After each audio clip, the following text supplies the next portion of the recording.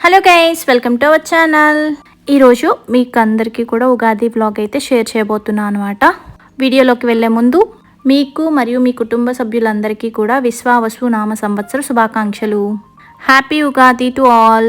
ఇంకా మన వీడియోలోకి వెళ్ళిపోదాం.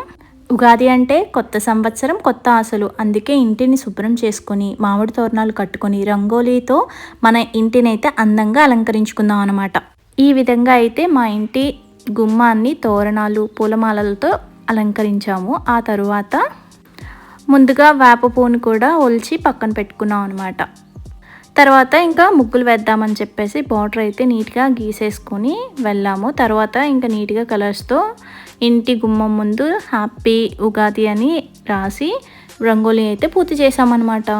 ఎలాగైతే ఉగాది పచ్చళ్ళు షడ్రుచులు ఉంటాయో అలాగే మనం కూడా 6 రంగులతో కలర్ఫుల్గా అయితే ముగ్గు వేసామన్నమాట ఇంటి ముందు. తర్వాత ఉదయం లేచి ఇంకా గుమ్మానికి పసుపు కుంకుమలతో పూజ అయితే చేసామన్నమాట.